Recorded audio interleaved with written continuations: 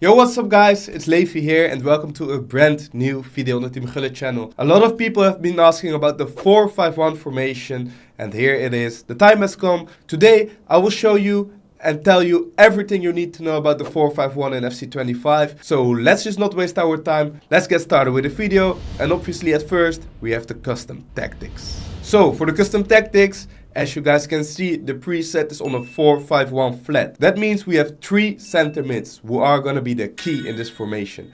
Build-up style is on balance, defensive approach is on high, where the defensive line depth is on 70. Nothing too special. For the player roles, for my goalkeeper I have sweeper keeper. For my right back and left back I have full back and balanced. Both of my center backs are on defender and defend. My middle center mid is on deep lying playmaker. My right center mid is on box to box and my left center mid is on playmaker attack. This way my midfield will be very dynamic. Your left center mid is the most attacking one, as he or she is on playmaker and attack. Your middle center mid, you want someone that's good defensively and has ping, pass and tiki-taka. So for example, Team Gullit. Your right center mid needs to be a box to box. A bit of a tall player with some power who's good going forward but also very solid defensively. Then for my left mid and right mid, on both of them I have inside forward, and last but not least on my striker I have advanced forward. This formation is pretty well balanced. I would say defensively it's definitely one of the best, if not the best in the game. And also offensively, if you're able to trigger a lot of runs, this formation is insane. So now let's jump over to the gameplay examples where I have multiple of them. Let's start with it defensively. Benefits. 3 midfielders, basically 5, so defensively you will always have an overload. If someone plays a 4-4-1-1, of course he will have a cam and 2 center mids, but you can mirror him with 3 center mids. Your middle center mid will cover the cam, your left and right center mid will cover his right and left center mid. It speaks for itself. So you guys can already imagine that it's very tough to break down. One thing you need to keep in mind is that you have to be able to press. If you want to drop with this formation, I don't think it's the best formation because CDMs are better. If you just want to drop and you are a player who relies on the counter attack, not really pressing too much, then I would recommend to use a formation with CDMs. But for me this formation is just insane. If you like to press, if you like to dominate the game, hold a bit more possession, then this formation definitely suits you. So defensively, it's nothing too special. We have a 4-back which is solid. We have 5 people in front and obviously the striker. So through the wing it's tough to break down. Through the middle it's probably even harder because there are 3 center mids right there. And as you can see in these examples, whenever my opponent is in my half, I just trying to track players back. I just trying to chase him and it's very tough to break down. When it comes to my box, don't switch to your defenders too quick, because if you do that, it will be easy to break down because your center mids won't be as close to your defensive line as CDMs do.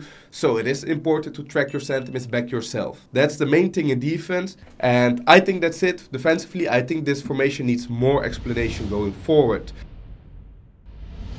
Where we're starting off with the fullbacks. The fullbacks are one of the keys in this formation. I already mentioned triggering runs. Triggering the fullbacks is a really essential part. As you guys can see in some of these examples, most of my attacks come through my fullbacks. Here I trigger Davies for example. You can see he's going on the run. Now I just play quick pass between my midfielders, my wingers and my striker. When the time is there, when Davies is about to run past his defensive line, I give the incisive pass, and out of nowhere you create a great opportunity. Same goes for triggering midfielders. My striker in this formation needs at least incisive or tiki-taka or both on wide, because I only have one striker, I have no cam, so he's kind of the playmaker and he needs to be able to provide my midfielders, fullbacks, wingers from these incisive passes. So usually you would say your striker is just your finisher. I think in this formation it's also a key playmaker,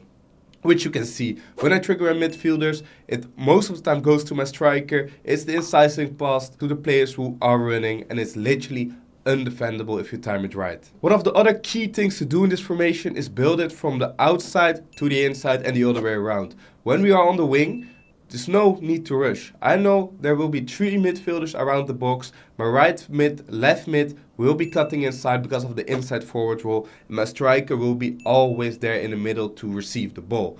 So when I just touch the back line, I always know if I can manage to recycle it to the edge of the box, I'm in a great position. Because there will always be 6 players of mine who are there to pass to dribble with, to do anything with. Especially with players with the ping pass, tiki-taka, incisive, finesse shots, always very tough to defend. And I think building up in this formation isn't that hard. Triangles are literally everywhere in this formation. And that's what makes it as good as it is, in my opinion. So, that being said, I think I've told you everything you need to know about the 4-5-1.